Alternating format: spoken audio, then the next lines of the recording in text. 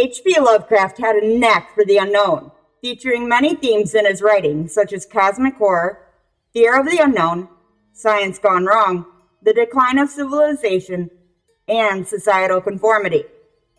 This was how he interpreted the world around him, and subsequently brought forth the new subgenre of horror.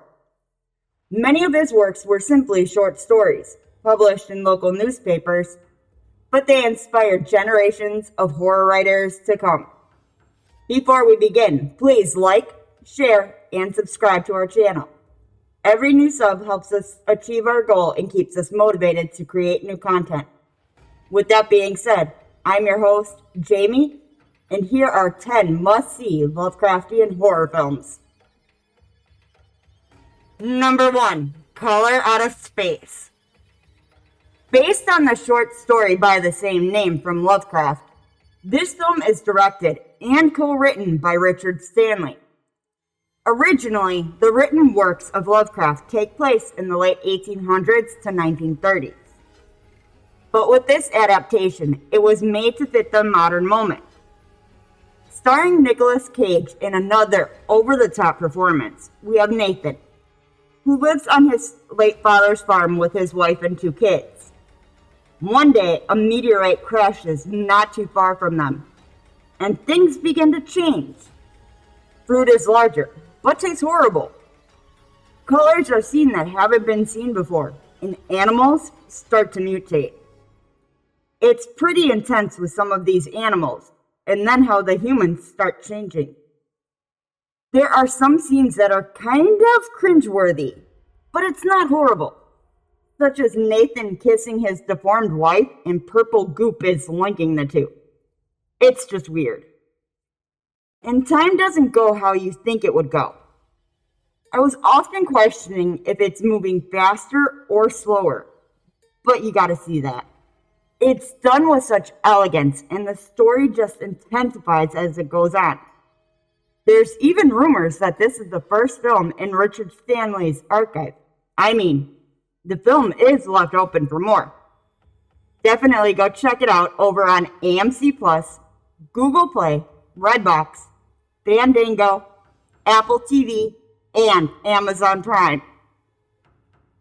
Number 2, In the Mouth of Madness. John Carpenter brought us another classic with this supernatural horror in 1995. Even though this film tanked at the box office, it has quite the following now. There's even a lot of reference to Stephen King, so a lot of Easter eggs on that topic. But the main plot is the audience taking a look at how Lovecraft viewed insanity, but it's still a great watch. It starts off with the doctor visiting Trent, played by Sam Neill, in a psychiatric hospital who is all marked up, clearly unhinged, but the doctor is curious. So Trent recalls how he got to this point. Now, flashback. Trent is an insurance adjuster who is completely put together, a typical guy. But this new case is to travel to see about an author. In the town he goes to, blurs the line of fantasy and reality. At first, you see a kid on a bike going down an unlit country road.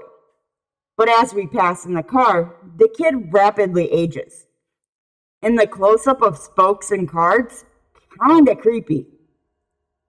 But slowly, he starts seeing things that shouldn't be, like a deranged man with mutated eyes. Or when Trent is trying to leave and crashes his car into town square. Linda, Trent's wife, finds out more information before he does. And once he does, you can tell he lost his grip on reality. I can't spoil this ending. It's too good. But worth a good watch. So check it out over on Fandango, Google Play, Apple TV, and Amazon Prime. Number 3, Deon. Based off of Lovecraft's short story of the same name and his novella, The Shadow over Innsmouth, we get this glorious portrayal into his world, directed by Stuart Gordon. Mind you, it is dark and has some serious religious themes. but it takes us back to ancient Mesopotamian deities. The film starts off with Paul having a dream that he's swimming, discovers some unique minerals, and a beautiful mermaid until she transforms and scares him awake. This sets a tone for the whole movie, as his girlfriend just wants to have fun. He's worried about his stocks, and his benefactors just want a vacation.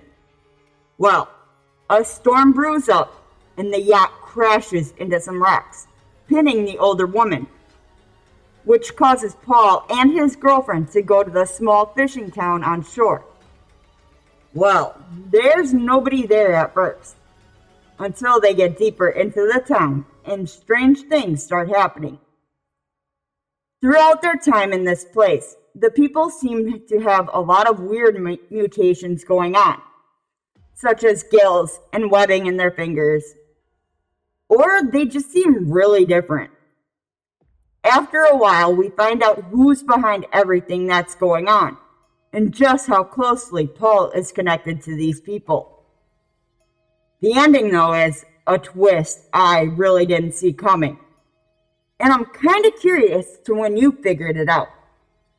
So, go dive into Tubi, Roku, Fandango, Plex, Google Play, Apple TV, or Amazon Prime, and let me know what you think.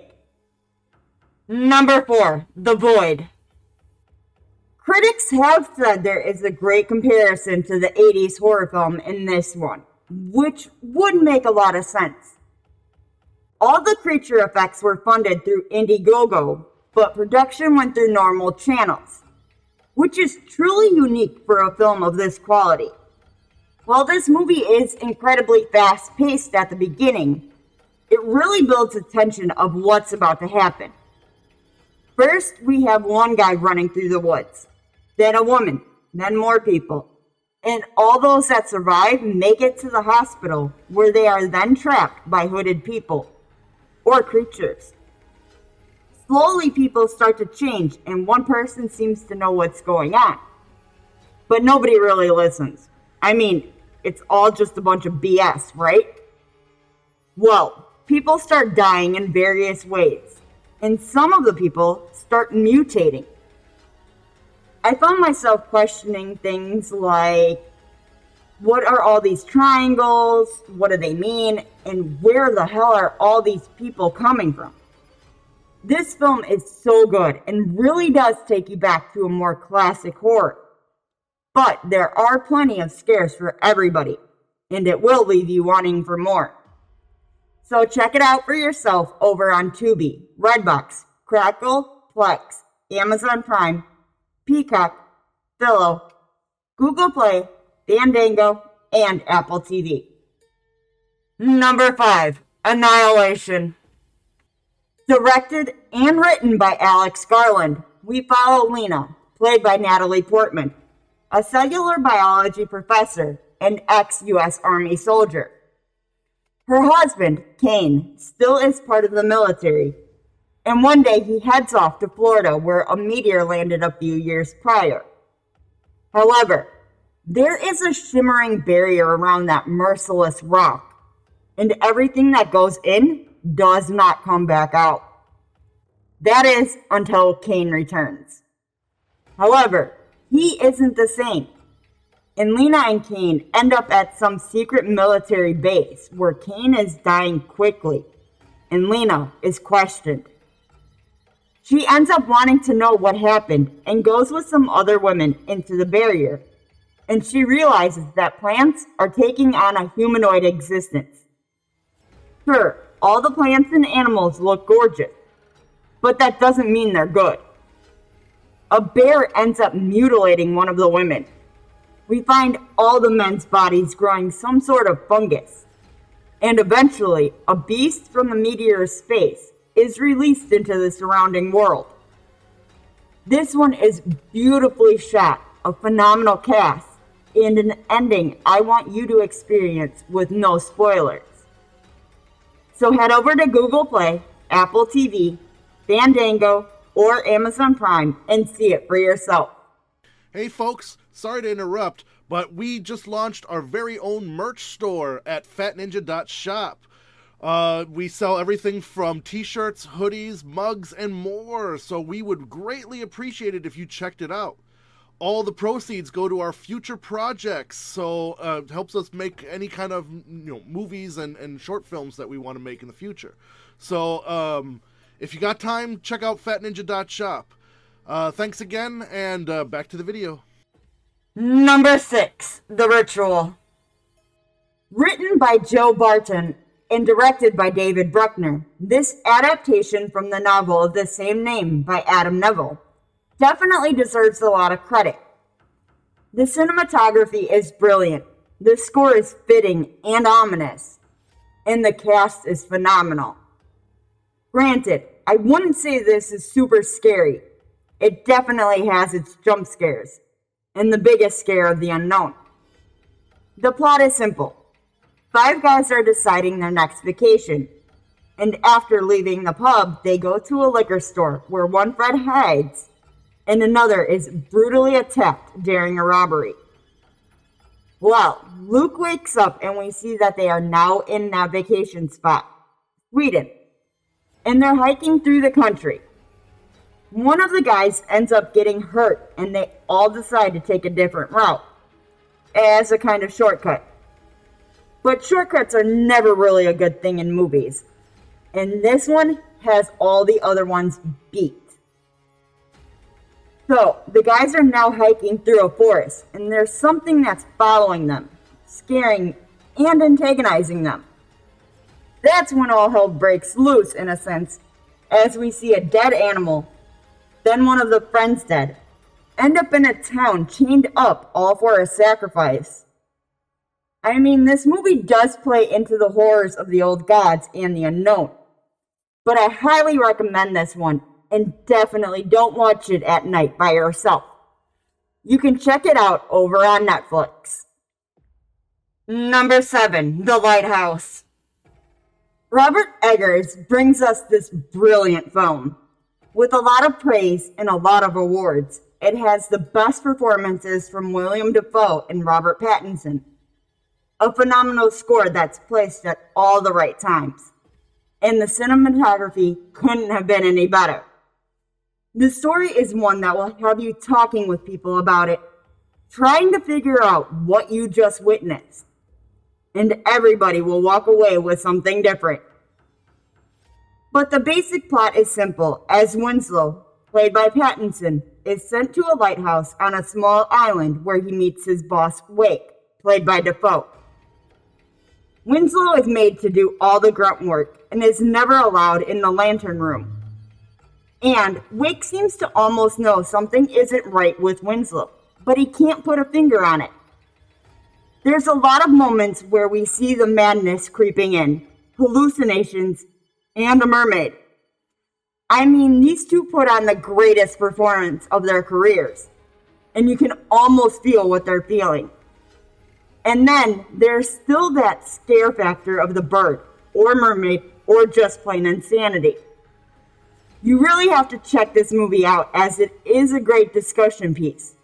But overall, it's one that will have you contemplating the meaning.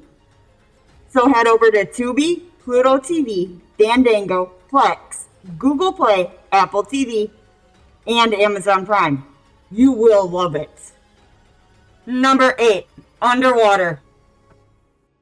William Eubank brings us a highly underrated action horror film, receiving mixed reviews from critics and failing miserably at the box office. This one is really worth the watch. Well, we have that similar plot of a group of people being stuck somewhere and now some monsters trying to get rid of them. This one actually hit the mark. It's so tense and fast-paced. Like minutes into the movie and you're already on the ship that's imploding. But why? The high level of anxiety all these characters face is clear to see. And sure, there isn't much about the characters. We don't really know these people after all. But you still feel for them. In the beginning, when the ship first starts imploding, you can really feel Kristen Stewart's panic. As they're walking across the bottom of the ocean, the terror is almost overwhelming. It's a great watch for just a fun scare, and there's not much to really think about. I highly recommend this for a rainy Saturday afternoon. So head over to Hulu, Sling TV, Google Play, Apple TV, Fandango, FX Now, and Amazon Prime to wander the deepest parts of the ocean. Number 9. Hellraiser. Clive Barker wrote and directed this film and has a lot of sequels, 9 to be exact, and now has a reboot. So to be clear, we are talking about the original 1987 film. So let's dive in. Frank finds this weird puzzle box and somehow gets it open. But unfortunately, it opens a door to another realm where he is then ripped apart by chains. Well, a while later, Larry, his brother, moves into the house and weird things start happening. There's a lot of tension from the woman and Larry's daughter, so there's that dynamic. Eventually, they find Frank's skeletal remains and he starts coming back to life with the help of Larry's wife.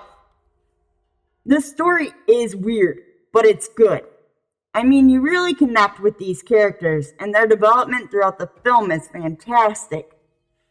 And then when they bring Pinhead in, just ties it all together. The creatures are just brilliant, but the special effects are lacking and seem rushed. But it is so worth it. I recommend checking this out over on Tubi, Pluto TV, AMC Plus, Amazon Prime, Redbox, Fandango, Google Play, and Apple TV. And you can check out all 9 sequels on these services as well. So why not make a marathon out of it? Number 10, Necronomicon. In 1993, we got this project, and I wish I could have seen this when it came out. It's a French-American horror story that has 4 segments in it, each part a little more disturbing than the last. The first part is about the library, where H.P. Lovecraft knows that the Book of the Dead is at this location. He steals a key from one of the monks and goes into the cellar. As Lovecraft is startled by a door closing, he drops the key and the first seal is broken. Next we have The Drowned, which doesn't sound as scary as it really is. So, Jethro was on his way back from inheriting an old hotel when a crash happens and takes his wife and kids. And a little further down the line, he is given this book which he can reverse death, which he does bring back his wife and kid, but ultimately throws himself off a balcony. Then there's The Cold, which will send shivers up your spine. We meet Lena here, and she tells her story and eventually killing the reporter. And then there's the final segment, The Whispers. That part is just intense. I won't spoil this part as it's a sensitive topic for some, but also has a lot of fear in it. But then we are back in the library. This film is very well done and not easily accessible, even now with the age of technology.